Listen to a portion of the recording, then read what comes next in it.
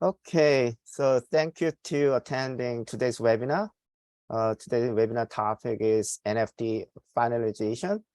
So I provide a schedule on chat, but unfortunately it's supposed to be 2 speakers join, but one speaker has some emergency situation just before starting this event. So unfortunately, I'm going to make up the part of that speaker. But fortunately, also is expert in all aspects of the NFT. So not only that he will share the scheduled topic like a corporate NFT, and also like he had attended like the NFT London recently. So he maybe share her insight about what's going on in NFT globally. Okay, so first I will start my presentation. I will share my screen first.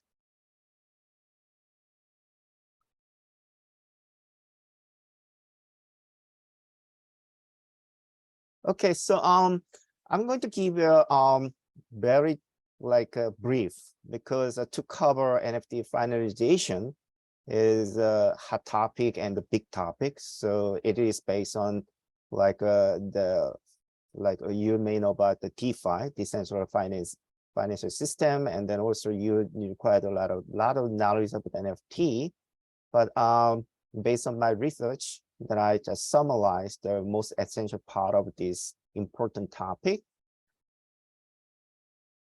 Okay, so what is meant by the NFT finalization? So it is like financial is the topic. So how they like integrate NFT with the finance. So usually it can be included in the like a fintech, but the topic is NFT fintech, and mostly they want to use a decentralization. So they will mostly combine with the we usually call DeFi, decentralized finance. So NFT financialization is referred to bringing NFT closer to financial use. So they want NFT as a financial use, and usually making NFT useful in DeFi protocols. So NFT finalization is the most important topic to actually in the monetization. So how you can monetize NFT, and one way is to using this combined with NFT with the DeFi.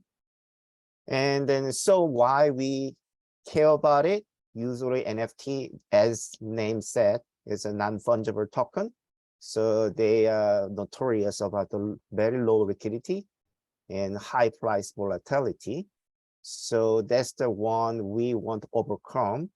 And then we are interested in how to overcome this low liquidity and high price volatility using this NFT financialization. So this NFT financialization, like it's kind of like a fractionalization is one topic. So you may heard about fractional NFT many times, and then it's the same thing. So like a split NFT is one non-fungible token is a smaller fungible token. So you can divide it by 10 or 20 is a fraction of that NFT. So value of NFT will be like fractional. So and then that references partial ownership. So if you have this fraction, that means that you have partial ownership of the NFT. And then this NFT is locked in a smart contract. And then, but the ownership still has NFT owner has ownership. But this fractionalization is like to make more liquid, because they generate from the one very illiquid, like a non-fungible token, to a 20 little bit more liquid, like a fungible tokens. So they easily can be something like using in the monetization process. And then but the issue with that is to like because you fractionalize your ownership, so the many party actually own partial ownership, that you want to like for example, you liquidate is complete like a whole like NFT ownership, then you need to reconstitute this kind of the fractional ownership. So you need to combine together these fractionals. So it can be like many parties involved. It'll be very difficult in governance. And then the way actually there's some way to like in a smart contract, you can use like buyout auctions, but still there are some more clever ways to overcome. But anyway, because this is the one mainstream, so there are several the NFT fractionalization protocols exist now. So some are famous like NFTX fractional and NFT20 and other. There are several actually that you can have these protocols that they have some base underlying like a principle is the same thing, but the way actually they operating is somewhat different between the different protocols. And another big topic to how to make like use this NFT as a financial like a product is NFT lending. Usually in the financial market, they call the money market, so financial money market.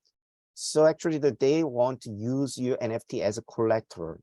So they can use as a reserve to as at the like a guarantee that you will pay back after you lend some money from the bank. It's the same concept. And there are two types of the like NFT lending in prevail today. Is a peer-to-peer. Peer-to-peer means that just the parties like a lender and the borrower just match each other directly, and they negotiate the terms, everything that for the like a loan, and then so they like they don't need like for example the advantage is that they don't need any like a price that because they can negotiate directly, but they are very time consuming because it'll take like a one by one negotiation if they are not satisfied and find out another one, so it can be very slow. And peer-to-peer is very time efficient because you may know about if you are in the like a DeFi, there is a like a liquidity pool concept, so that actually in the pool that people actually reserve their like tokens, so it generates like a liquidity. So this pool has like enough like tokens to trade. So if you reserve your NFT and then you will get some like liquid tokens from this. So it is immediate, like instantaneously you have these loans, and then you can like use NFT as a collateral. So you log in the contract in, and then but in this case, because it's not negotiation step is available, so you're in like providing you the liquid token on based on use NFT collaterals. They need some agreed price. They in advance they know, so they require some price like a discovery mechanism that I'm going to talk later. So price, and the price is depending on how you value your NFTs. So the valuation also a very important topic in here.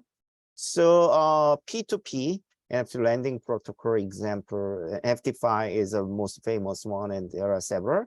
And then peer-to-peer is kind of like several also like a DAO type or other type.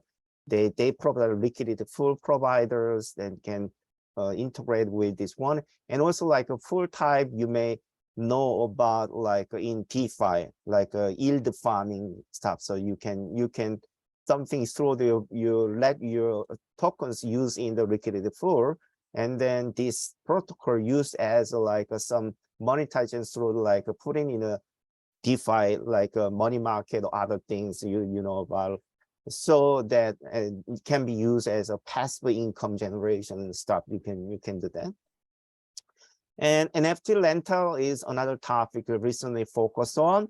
So it's usually people say like this is the NFT like Airbnb time. So actually you have NFT, but you do not want to liquidate, but you want to use for the monetizations, and you rent this NFT to whoever wants to use this NFT. Like you have a famous NFT, usually the PF NFT, and then somebody actually hosts some event and they want to use the like a famous PFP NFT, then they just rent it. So they don't need to like have a full purchase with a full ownership. Just use it, use that kind of some specific features. So there are two types actually. The when you rent out this one, actually, the some require collateral. So you put money, reserve your money to guarantee that you will like return the NFT in after you use it. Whereas some is collateral free that they don't require that kind of thing. So this is the one that we see recently in the NFT using the finance. And as I told you, the NFT price discovery is the most important topic because without know about the price, actually, that they cannot agree any agreement about this kind of the financial stuff. So how you can find the price, usually it is a liquid asset. It can be determined in the market. And the DeFi, you know about the price, usually used by the liquidity pool, and then you know about the like a SUSI swap or the like that kind of like a Uniswap. What they're using usually called automated market makers. So it's AEM, and they usually say that. Usually the central like a type exchange, they use order book. So order book means manually matching who has what asset they want to trade, and then so trader and tradee, they just looking reference in some order books and then find out the matching it.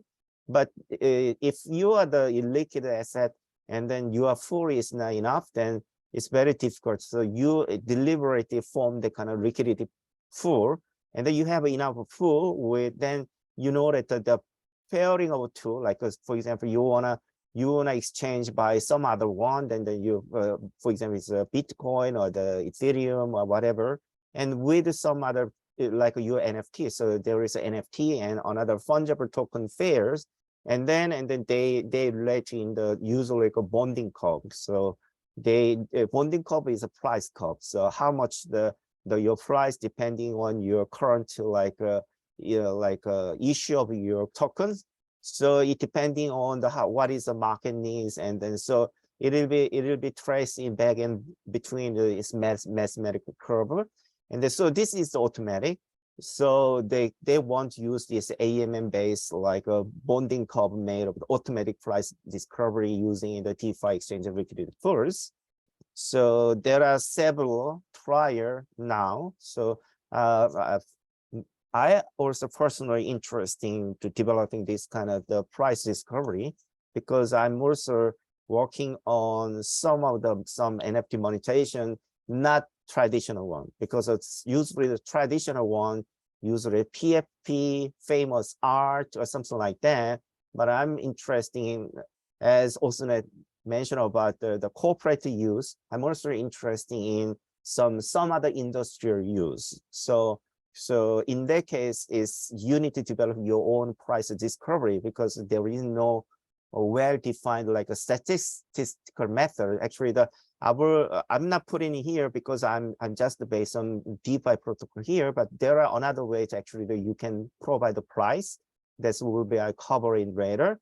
So this is one topic I want to develop, this kind of the automatic price discovery mechanism using this kind of the AMM or other type of like a DeFi protocols. Okay, so there are so many. I just like summarize everything, but I think that some have, for example, in this case, I cover everything, and then they provide another things. Actually, this will cover in later when I talk about NFT like monetization, like platform architecture. I'm not developing.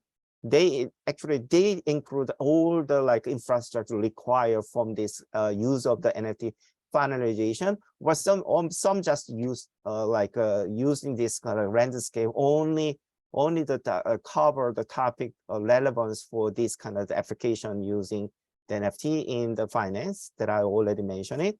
So, but anyway, this is one reference you can look at it. And then I want to give you some snapshot of what is meant by the NFT monetization, what the trend now.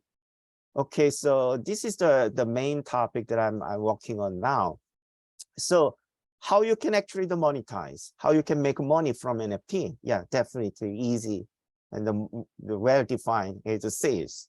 Like you see the like open seas, other like open market. You can put in your NFT, and in the open market there is like auctions or whatever way to actually the people get together and then pricing, and then they buy out. This is the one. So it's a primary market or secondary market. You can look at it. And another using is a licensing. So without transfer your ownership, but let other people use your IP. So for example, if it is like your NFT referencing music, right? And then usually how they use the NFT of the music, because the people actually don't want to own the music, because the music NFT means that it represents like a copyright of the like original like a recording or original like a creative work for music, but they have own ownership, but the people don't just want to enjoy music, so they don't want to have ownership. In that case, actually, what you have is a license to use, right? So there is a streaming music service, and then you subscribe. That means that you actually pay for the license. You use the stream, or other many kind of like you want to like a different type of the like decompose it, whatever you want to use that one based on the original one. You actually license the copyright of the music. This is one example. So licensing is a kind of the things so you can think of. For example, in the real estate, without actually for example, the same thing, right? Because if the NFT is representing real estate, and then actually you can just set out, transfer ownership, but also you can use as a rent, right? So like a 1 day rent is Airbnb type, or maybe you rent out 1 year, 2 year. So it's kind of the licensing. We let you use it, but you don't have any ownership. It's the same thing. So licensing is another way to monetize. And the financing, I exactly explained before that this is the topic that I cover. So this is the way. There are several ways actually that you can use NFT to make money. And then I didn't cover the before about like what is NFT valuation, other than using the kind of like a automatic market maker type DeFi protocol. So usually the one is a floor price. Floor price is lowest list selling price. So if you go to open market like OpenSea or whatever, then you can see that each NFT has that their traditional selling price, and then what was the lowest receipt price. This is one way actually to put your NFT value as a floor price. Or market approach. The market approach means that usually in the digital collectible or artwork, that you can like there is some track record of some specific NFT for representing some specific collectibles, like a PFP work or the artwork, famous like artwork, and then based on these market transactions, actually you can reference the market transaction, market approach value. And also there is another way, income approach, is that for example, as I mentioned about in the music, they keep generate a revenue stream by the like music streaming service, or the let you use in your shop or in your company, in your home, whatever. So that they keep generate like cash flows for this licensing process. So it is like what is the market generate like revenue generation potential through this IP licensing is one way to measure your value. And prediction is to, as I mentioned, there are some NFTs like rather than illiquid, they're rather like provide some like a frequent like a trading. So in that case, actually, they have a historical transaction of what the price curve looks like. And then if you know about in like AI, like a deep learning or whatever, then you can like using predictive analytics, you can predict what will be the like based on historical data, what will be the your value in 1 day or 2 day or some in the future. And then another thing is expert view. So expert, for example, in the art work, so there is expert like we call appraiser. So they can evaluate based on their experience, expertise, what the reasonable price will look like. So this kind of like expert views, you can use it. So you can use it like directly from the person, or maybe crowdsourcing, you can use it. So there are many ways actually that you can use NFT valuation. And most importantly, that how actually that develop the value. So usually up to now, the value, most of the value is depending on scarcity. How much is rare features, characteristic. There are many focused in the media, but like some NFT is like sold out is like $1 million, something like that. They are all like depending on like who like generated he's a famous one like a known brand, or in the metaverse fashion NFT, the like a luxury brand, well-known brand generate, Nike generate or something like that, and celebrity community support, free fandoms or reputation, popularity, something like that, right? But the recent trend is that NFT is not that all, because actually the NFT can be used in many industry-wise and then application-wise and company-wise, enterprise-wise. So there is a recent trend is that developing new utility. So rather than is representing art or something like that, is like whether it's beautiful or artistic, but actually they provide the actual utility. One example that very popular now is the membership card. You know, that because like Starbucks provide NFT based on your like a membership loyalty or something like that is one. Or they can use as a like access pass, like a ticket for the music or something like that.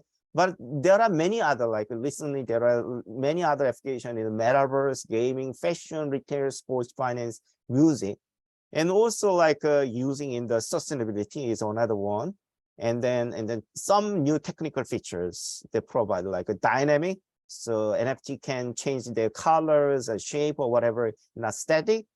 Consumable is can be used in one time. Composable means that the NFT can be used by other application. You maybe composability in DeFi means that you can use one DeFi protocol apply to other DeFi protocol. So, and then for example, finance, all the derivative, you know, but is based on the underlying asset, some synthetic asset or whatever, they are composable because of the original asset provide this composability. So NFT is a one way actually utilizing is like the second or third generation application based on this composability is one. And recent trend is like how you can generate an interoperable NFT through the different like mainnet. So this is a hot topic actually that we should be focused on in the future, that how we can generate in creative idea to generate new utilities for the NFT. And then how you can link it in the like tokenomics is another topic that you should be think about it. Okay, this is one actually that I'm now working on it. Like I'm thinking about like what is the systemic way to including this kind of whole features in the as a platform.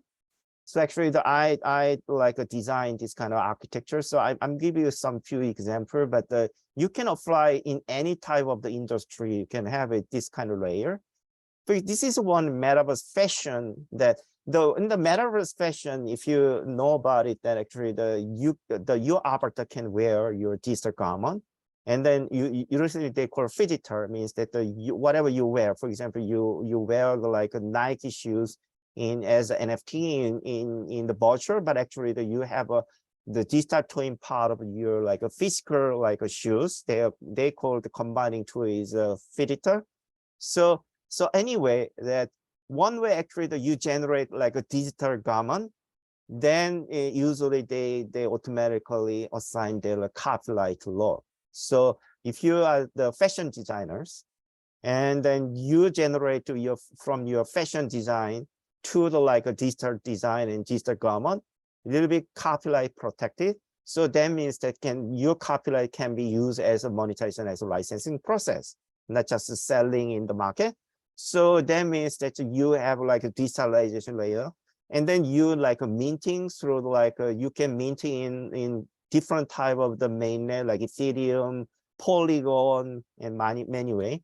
And then another thing that you have in mind, the NFT only provide like a protocol that what the like representing the ownership or whatever the right or something in the blockchain. But you're like, for example, your big image or whatever your file, it is stored somewhere. So recent trend is IPFS is a decentralized storage, or maybe you store in the AWS type, the cloud or whatever. And then one big issue in NFT is how you can guarantee that you are the genuine owner. That means that you just steal someone's like artwork and then just mint NFT you own and then sell it. And then so this kind of mechanism required how you can be like a guarantee to your authenticity of your like original NFT. And then there is a way, one way is like a DID, decentralization identified based on self-sovereign authentication is one way that you can implement that. And securitization is that like you want to make this full of NFT as one full. It's kind of like a DeFi ball. And then you use this as a like asset, and then you can use as a security, like in the stock market. So it's a illiquid NFT, and then you can combine this as a security, and then you can sell out or you can get the investment. And the valuation layer, monetization layer, I already explained it. The same thing, right? Only difference is somewhat different content and layer. But this is one I was interested in. I'm a patent attorney in the United States, so there are many companies has a patent and copyright and many type of IP. They usually call that kind of intangible asset. And then there is some research report that for example, in the globally big companies or small company, whatever, the enterprise asset is owned by the more than 70% is intangible, mostly in IP. So they want to utilizing their IP. So traditional ways you using IP as a licensing or the selling or something like that. But you can use this same concept because the NFT referencing your IP asset, and then you can monetize and using the all kind of stuff that I explained before, like how you can integrate the finance. So you have a patent, and then it's the same thing. So you like what the value you can think of, what is the utility of your IP, then whether you can use it in some new innovation or whatever. You find out the value, and then in the mint it as and then same thing, securitization, valuation, monetization, maybe detailed processes depending on your asset type and the industry. But you can generate this kind of like a general like architecture of this your IP monetization, or whether it's a music, same thing, DRS, the same thing, somewhat different layers, somewhat different content, but you can have like this kind of the general architecture for the how you can monetize your NFT. So that's it. So actually, enough covered that is supposed to be covered by another speaker. So I think that Orsine is the last of all for you. So you can do your one. Yeah. A lot of the topics you raised are quite interesting, and I think companies have no idea what they're getting into. So you raised the brand example. So let me give you this little mind-blowing doozy to think of. So let's imagine Nikes of the world and Adidas's of the world, or the big brands that, yeah, of course, huge thanks, Alex. All these big players went ahead and patented and IP'd everything they could possibly IP as the first players in the NFT world. But what happens to items people own? So let's say I bought just a regular pair of Nikes. There is no contract when you buy a pair of Nikes. You just buy them, they're yours. What's stopping me of taking a picture of my pair of Nikes? I'm not talking about using the brand logo on its own. I'm talking about my personal pair of Nikes and minting an NFT from my personal pair of Nikes, right? So legally, I'm allowed to do that. So if I own a property, if I'm just representing my own property, I'm allowed to do that. So suddenly you need to consider whether you should be creating a contract for every single physical item you sell as a brand. And this is a major doozy. And most brands don't even realize this is something they need to actually deal with, because it's not about fractioning ownership, it's fractioning brands and being fractionalized. And I find this extremely interesting. And unfortunately for me, nothing excites me more than complicated stuff. So I find this really big like riddle that brands just don't know that they're gotten themselves into. So I think I'll say a few words about my background just to give you an idea why I find this exciting. So my name is Osnat. I'm a co-founder and CEO of a company called Also Mine. So also yours, Also Mine. Our website is alsomine.com. And what we actually do is we're creating a price comparison and utility comparison site called, so essentially the same as you would have for regular stuff like moneysupermarket.com and the likes. So we're going to help you actually find real utility behind items and NFTs and what they actually get you and who's behind it, is it worth getting. So I'm less focused on the art, and on the PFP, I'm only focused on NFTs that represent real business value. So this is something that I've got excited about around 2 years ago, and my background is in strategy consulting for many years, in London for a decade, now in Israel, before I dove into the startup industry. So I've always thought of my own interest as opposed to just generally the space, as in where can I bring most value, and I can bring value where I connect innovation with big companies. And NFTs excited me as well a lot because I saw that they're simple enough for business people to understand, to create innovation in business models based on NFTs, as opposed to a lot of other technology that's really hard to understand for regular business folk. So NFTs is the third big use case on the blockchain. So the first obvious business case is blockchain as infrastructure.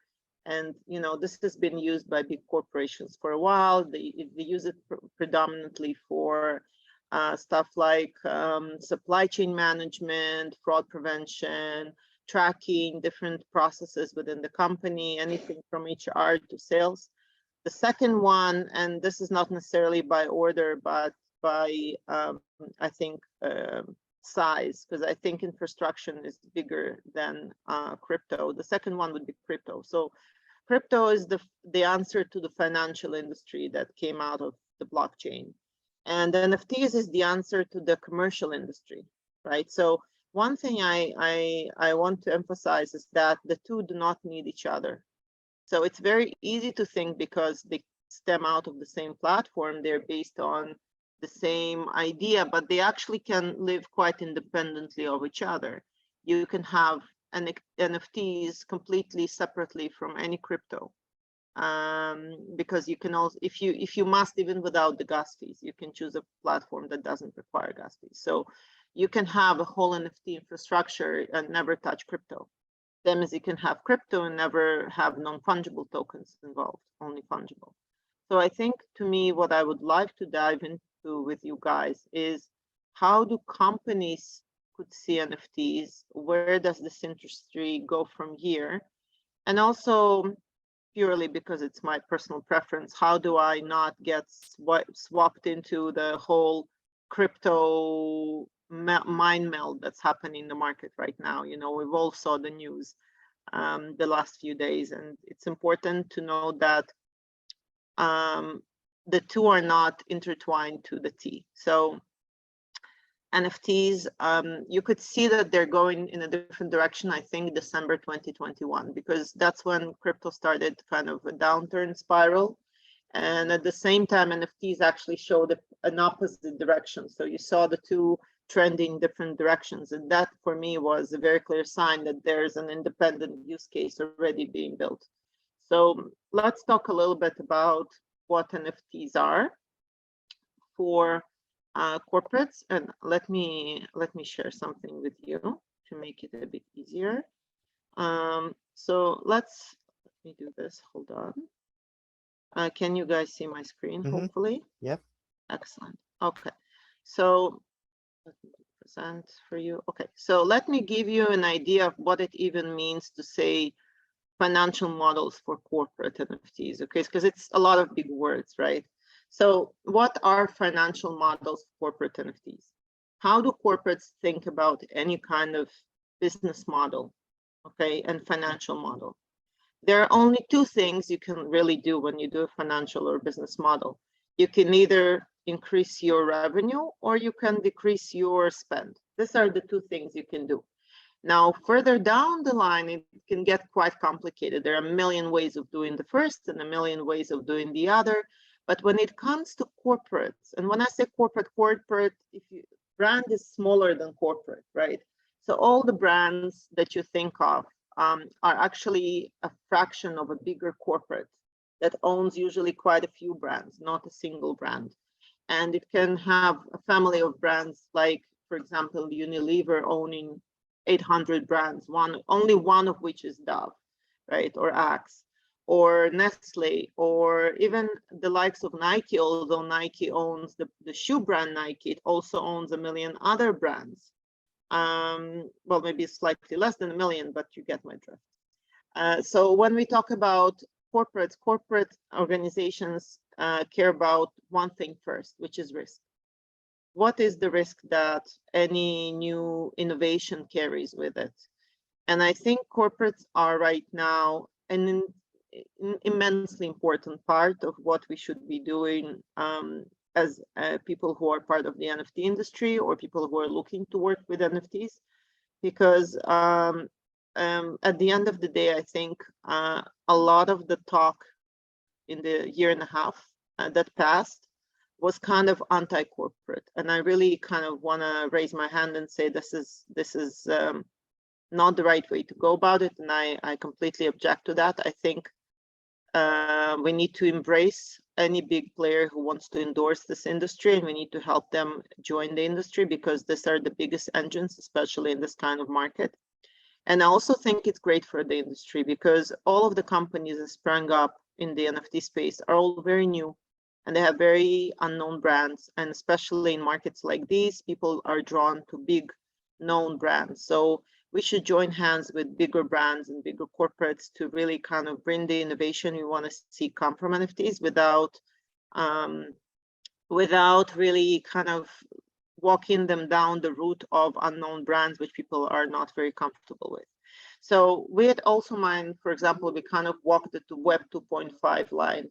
Our goal is to make NFTs accessible to the masses, so both people and businesses. So we're not trying to be 100% on chain and we're not trying to do 100% crypto. And I think this is really important because there are steps. You can't do giant leaps. You need to take smaller steps. So when I talk about financial models for corporate NFTs, I would definitely suggest two things. One is there a real business value? What is the real business value behind the NFT project? Because if you were a company that was issuing, let's say, a stock on the stock exchange, and your entire value is the stock you're issuing, in the real traditional world, we would look at it and say, what's going on? In the NFT world, I think we got carried away. And we need to kind of come back to the ground and come back to the basics and say, okay, hold on. If we are talking about real business value, it cannot just be the NFT itself. So the way I recognize, and this is my go-to tool to really split up whether this is an NFT that has other value but the picture, or the entire value is wrapped within the picture. And picture I also split into two. One is actual art. So art is in the eye of the beholder, and I definitely am not the right person to judge art. Or it can be a project or PFPs that kind of were more about pump and dump. And the rest I can easily recognize. So if you take your JPEG of the NFT and you remove it and you place a big fat X, what happened to the value of the NFT? So my trick is as follows. If you can do that and the value of the NFT remains the same, it means the value is somewhere else. That means it's a utility or a business NFT, and the value lies somewhere else. If your value is partially diminished, then it's a split. It can be also a brand that has some value, and there is a utility or a use case or a business benefit attached. If the value is completely gone, then the only value it had was in the image. So be really, really sure it's the right image for you. And then it's also the NFT is the only asset here you're dealing with. So this is my way of easily judging, and I think it's really an easy way to explain this to anyone. So either the value, if you replace with an X, either the value remains the same, it's partially gone, or it's completely gone. So my focus is on the ones where the X marks the spot for it to remain the same. And those are the business NFTs. And when we talk about business NFTs, it means the NFT serves a purpose. It either serves a purpose in the value for the customers, it either serves a purpose in reducing risks, it either serves the purpose of accessing new audiences, it serves the purpose of creating a better one-to-one relationship for marketing, or it serves the purpose of managing subscriptions, and a million other purposes. And I think for different industries, it can serve different purposes, and we can have a separate session another time focused on one industry or another. But since we've said that this conversation is more about fashion and consumer industry, I'll give you a few examples of utility with NFTs that are put together. So let me give you a couple. So a good example you guys might be familiar with is, of course, the D&G example. And let us talk through this a little bit in detail to really flesh out what is the company doing, what is the utility, and what do we see as the business model behind the utility. And this is really important. No brand, no corporate is going to do an NFT collection anymore just to dip their toe in the water. Every single collection you'll see coming out of brands today will have some business case. No one can afford to fall flat on their face in the Web3 space. So I think this is really important. If you don't have a very clear business model, it will mean it will cost you tremendously in terms of marketing costs, because you'll have to pump it up purely based on exposure. And this is a really unsustainable market, especially in a cutting phase that most companies are in right now. So D&G we all know and love. It's a great fashion and luxury brand. And they've created a few collections so far. And I find this particular one has the most interesting utility. So we have a physical version of an item, and we have a 4K rendered animation, but it comes with other utility. So unlike a lot of other NFTs you can have, this is a clear example of a split utility, right? So you have a value in the NFT itself, because D&G as a brand has a value, and you have a value that stems from business uses outside of the NFT. So you have very exclusive things coming your way. You have access to events. You have access to, I would say, the atelier, of course, and you can go there and you can get custom-made items. So I think if you're a big fashionista, this is definitely very sexy for you. And this also gives, I think, D&G an opportunity to not veer away from their branding. So NFTs can do two things for you. It can either expose you to a lot of new audiences, or it can help you diversify your incomes. And I think for them, it's more about diversifying their income streams, which is very important. And I think their goal is really to explore how they can be exclusive in other ways, with being labeled, remaining loyal to their brand. And the business model here is clearly revenue diversification. So they're not trying to cut costs with the NFTs, and they're not trying to create a huge new audience that are going to buy their fashion, because this is not meant to be mass production. But if you do buy this, and this is highly expensive, highly exclusive, it's mostly tailored as a test to see if they can go higher in the brand cost, because it costs far more than any item you would buy off the shelf in DNG. So they're actually using it to climb even higher within the exclusivity ladder. So this is interesting because I think it's less risky for them to do it this way than if they would have done it within a collection format. If they would have gone down the luxury brand format and doing this in a collection format. Let me give you another example that's a little bit more mass market. So we all heard of Air Baltic. If you've been around digital space, you know of Air Baltic. Air Baltic is, of course, a known airline. It's the main airline for Latvia, and they've also been known for selling airline tickets with crypto for quite a few years. So it's no surprise they dove into the NFT space. And what they've done, they really do use the NFT as a combination of, I would say, loyalty club with ticket couponing, and also with collection mechanism that's supposed to help them also make sure that they're very accurate in their collection process. So it's a very costly process to manage your loyalty club. So this is supposed to drive their costs down as well. What's interesting to me is that they're also using staking. So they're not only using NFTs for their own internal uses, they're employing very native Web3 utility, which is staking, as part of the ticket. And this is quite novel. So we've seen a few airlines play around with NFTs. We've seen some Middle Eastern airlines, we've seen some American airlines, but they mostly just try to digitalize their existing model. They don't try to bring any innovation into their model that would be NFT native. And this is NFT native for me to stake NFTs that are part of a loyalty club. So this is definitely a positioning game. So they're saying we're not just, doing another play of digital, using the same thing we've used before, just calling it NFTs. They're saying we understand what NFTs can be, and they're doing a play towards a new audience. So if you're an audience that's a more Web3, that's definitely not a classic Air Baltic audience. So for them, it's really important as an audience growth process, which is not really the case for Dolce. And obviously, this is actually supposed to drive costs down.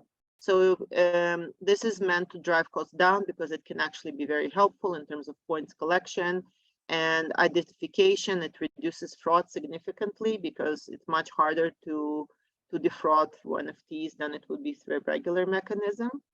And this is why I think it's a very interesting business model as opposed to some of the other ones that came up.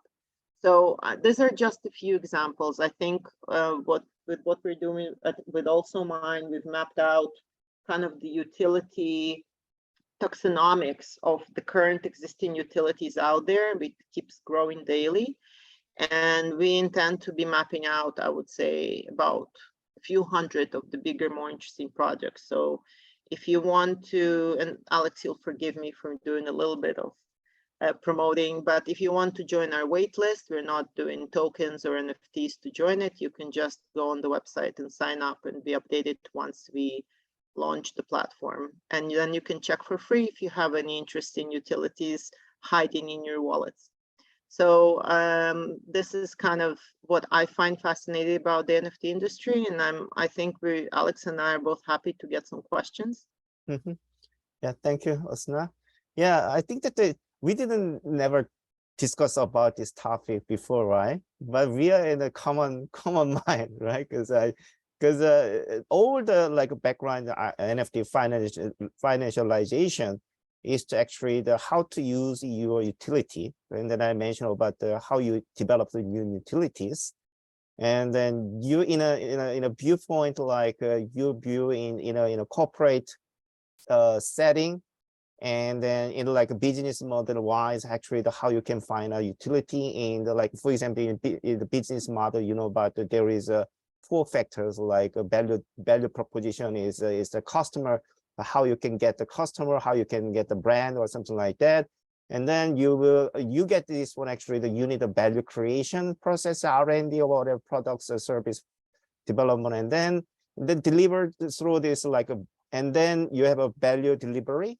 And this is the one you used to think about. And then finally, in the financial model, the value capture to monetize, right? Because in the old process, actually, you can find out that some way, actually, that they link with the NFT. So I thank you. I got a new view, because I'm also like a very, very excited working on developing new business model for this kind of metaverse or whatever. And then somebody talk about Boson protocol. Actually, that I also developed this kind of how to link you, like, for example, in the retail business, in your retail commerce, in the how you can integrate with like a virtual commerce and your life commerce. And somebody talk about, Chris talk about Boson protocol, is that actually the whatever you have what happened in the virtual should be realized in the real life. For example, in the e-commerce, you bought something in the virtual good, but they are linked with like your virtual good, either real life good, and then how you can actually deliver. And the Boson protocol provide like some escrow mechanism, actually guarantee that your payment and the delivery of products, something like that. But this kind of activity will be happening in the future. And then I think the NFT is a key role using enable this kind of the new economic. And then at the corporate level, yeah, I like your insight that there are many things actually the NFT can be integrated with like a traditional business model, interface it, and then reevaluate it and recreate it, something that the corporate never actually think about it. And then it can be like often a new ways actually to monetize. And then I hope that you kind of the developing new utilities, and then it is more like a mass like adoption among the corporate and then the rather consumer, and then more utilities. Then there'll be more like we can use this asset more in the finance, right? Because you can reserve your NFT in the regular bank, not the DeFi bank, and then you can get the money, or you can make this like a full, and then you can generate like a stock based on this, and then you can like sell your like a partial like a share to the like in the stock market, something like that. So I think that I see that the power of NFT is endless, and then it's matter of who is have a creative idea to get this opportunity. And I think that you are the one of the like pioneer developing in any different insights. So thank you very much.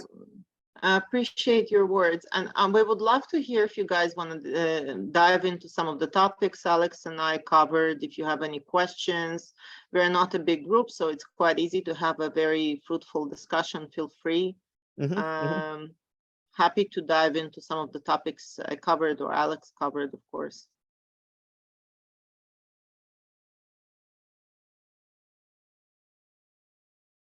You can just comment or question, whatever you can want. just unmute yourselves and join the conversations. It's just fine. Participate. We are very small in.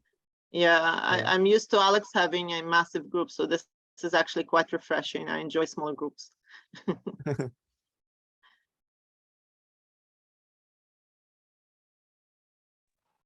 No questions? I do have a question. Okay, This yeah, is Amy. Yeah, I have a question. We're trying to launch our Web3 platform, and we're doing the subscription model, which is like a yearly subscription that is also NFT based.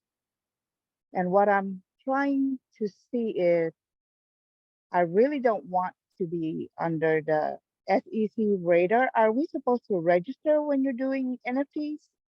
What is the regulation around that? You want me to take that, or you want to take that, Alex? Probably I can give you some answer, because I'm a New York State attorney, so maybe I'm yeah, that could be helpful. Regulation stuff. But I'm not going to tell you detail, because if I tell something, because I'm an attorney, I'm I'm like a now active attorney, so I I'm don't not going have to your give you any problem. legal advice. I'm not American and I'm not an attorney. Anyway, So first I that can, yeah. recently I saw that there is a subscription type NFT. There is a standard like years it's 721, 1155. I don't remember the number, but there is one thing that you want to have a subscription type NFT. There is like a Ethereum type some standard like a year 721 for the subscription model. So you can look at it first. Okay, so not all NFTs are security. In the, for example, in the United States, is SEC only that intervene that whether is your NFT is a characteristic of the security, and the security is based on the well-known Huawei test that is well-known is under the whether is like some investment vehicle that can be used as, for example, like use stock is a security, and then you know how they use it. So whatever you want to like utilizing in the financially in the security, you need to be required like a registration in SEC. But usually that, for example, the one of the heaviest regulation is IPO. So if you want to like some putting you in the open stock market, then you need to have a procedure like a very heavy, like a legal procedure to. But usually, even if it's a security, there is some way to like minimize your regulation like a process. So I'm not going to tell about detail, but there was a one in my slide actually that I gave in the securitization layer, how actually the register it, but there's a lawyer's layer. But usually that if you want to be in a safe, then actually if you think about that, you are not sure, then it's better to look at it, whether it is under security or not. And then if you are in UK, it depending on the jurisdiction. So you should look at whether the UK have a different security law or something like that. But in the United States, that it is sometimes security and or not. So in the general use, like if you just sell your NFT in the open market, it isn't a security. So, but I'm not saying that there is make sure that it isn't a security, but usually that it can be considered as not a security. But for example, your NFT, but you make a fractionalization, and then you sell this fractional NFT to the like some of the people, it can be considered as a security. Because you can think about it, it's like a stock function, right? Because you have like what you sell is like ownership of your company, right? So you listed in the stock market, and then people buy some stock means that they own by the partial ownership, right? In that case, it can be considered as a security. So non-fungible token itself cannot be like sometimes it not be like a security. But if you like using as a, like for example like a security, for example like you fractionalize it, and then you sell the fractional ownership to the people, it can be security. So it depending on actually how you use your NFT. So it depending on that, you should look at your detail about what you are trying to provide based on your NFT, and then it can be. Simply, you can think about this kind of like a fractionalization. So, for example, that if your subscription means that you provide like a partial ownership through this subscription, might be a security, but simply just use as like NFT, and then people just gather together as a membership, and then they just share the membership as a subscription, then maybe security. So it depending on how to use it. But otherwise, I think that you consult some your local like lawyers to know about it. Yeah. My non-lawyery 2 cents, and this is very important, non-lawyery, and I'm also kind of familiar with European and so on. I think it goes back to my example of the big fat X, right? So if this has a value in its own right as an asset, as a tradable asset, then it's much more likely to fall under security in different markets because it becomes an asset in its own right and it's disconnected from the service you're offering. If your NFT represents subscription, which is an equivalent to having a non-Web3 subscription, and this is how you describe it, then it's a subscription, unless you, of course, start doing something very financial with it, like what Alex said. So if all you're doing is a subscription, it's a subscription, it's a utility. So the big question I always ask myself, is it an asset or is it a service? If this represents a service, then it's a service. If this is an asset with a value, with a tradable value in its own right, and can be disconnected from whatever utility you have and still have value in its own right, then it's quite likely to be considered a security. So if you remove this, whatever it is it's subscribed to, right? If you remove all that utility and there is still some tradable value in the NFT, it's more likely to be considered an asset. Would that be a fair description of a non-professional, Alex? Oh, that's okay. Yeah, very good insight. And then another tip is that because usually the common among the Web3 in crypto like community, they think about we are doing, for example, we are doing DAO, right? Because I put my NFT in the DAO and then monetize in the monetization DAO in the NFT.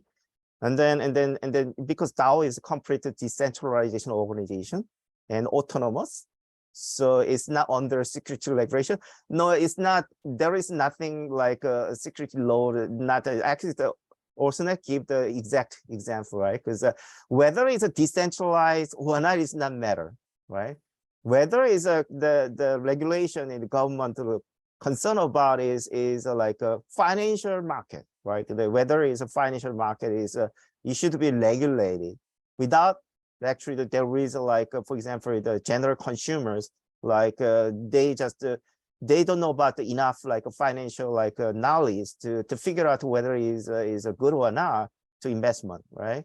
So if it is very clear that this is something that can be used as an investment vehicle, then to use investment vehicle, the Osnet talk about like underlying like a value, right? So this value is how can use this value is it's a matter. So if we use this value as like something that monetize like the security, then it is security. But you just use this utility, then it is not security. So there is not any clear. Did we answer your question, Amy? Or Amy, did we answer your question? It clarified a little. It confused me a little too. So I think maybe you need to ask someone specifically regards to your model, because you know it's very hard. It's very hard to tell. The model is like a cooperative model. Then I think it's best you ask a lawyer, because it can be an ownership model.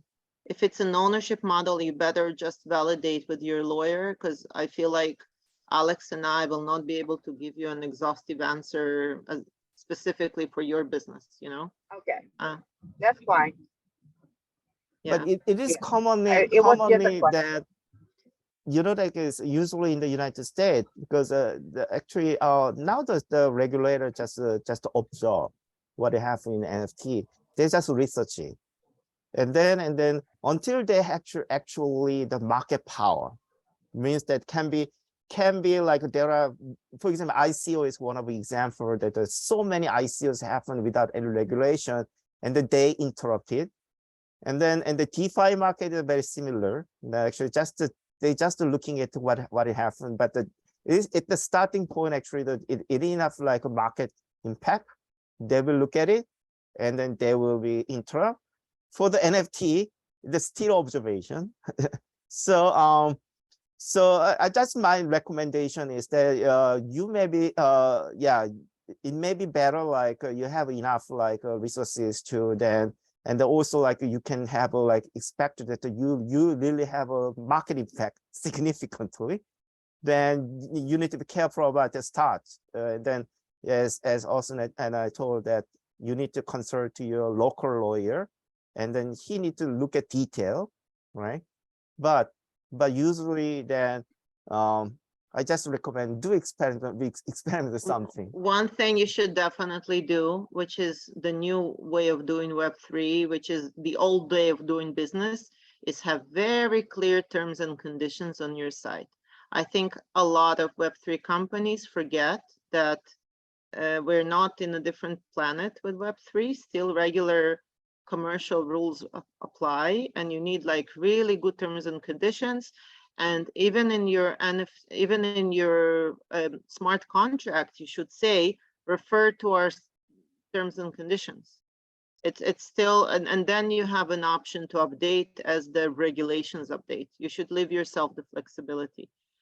Does anyone else have any questions, guys? Feel free.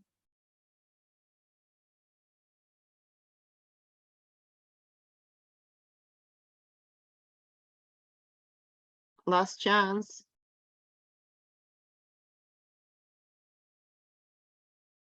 Yeah, probably no one. Yeah, I feel like we've exhausted, I guess. Yeah, I think that we deliver enough for this topic. And But it's I a think lot that of content, yes. actually my contact rate based on my intensive research for a couple of months, because I'm actually developing new things. And then I bet this topic will be the most important topic in the NFT, because as we cover is about how actually the use NFT in a more like a different way, like in the traditional like art or the like PFP or whatever. And then as I told you that the NFT has that potential, and then more and more people will be deeply like involved in how make developing the new utilities, and then how can use it in the financial and the money. I think NFT, my 2 cents is that art will always have room in NFT world, but I would say 99% of all the NFTs that will exist a year from now, that will be minted in the next year, will come from corporate and business initiatives. And there is always room for a percent of art or opportunity or other things that are not, and when I say business, that includes nonprofit as well, of course. But it's like any technology, right? Don't expect the mass markets to be Web3 bros. Most people who will own an NFT in a year from now probably have no idea what NFTs are. And to most people, it will be like the cloud. We know the cloud exists in the universe, but most people don't need to know how it works, don't need to spend 100 hours learning about it. And it's not their problem, it's our problem as the industry professionals to make sure they don't have to worry about it. So that's my 2 cents. If you understand how the technology works and you're a business person, just let your imagination fly there. I think it's the most exciting business innovation technology for business people who are not deep tech, really, to kind of leverage in different business directions. Yeah, definitely. Okay, somebody asked about recording. Yes, this recording will be shared. So if I have an email address, I will send you in email for the recording link. Or not, then you can look at my LinkedIn profile that I can post it that as a recording of this webinar. So we share, and then also will be share her presentation, so I can just read. Yeah. Okay, so thank you for attending today's webinar, and then thanks Osnet, because this is some evening times. And then no, I enjoyed it. Thank you for having me. I also and I hope you guys in the audience enjoyed it as well. Yeah. Okay. Thank you. Thank you, guys. Yep. Have a nice day. Bye-bye. Bye.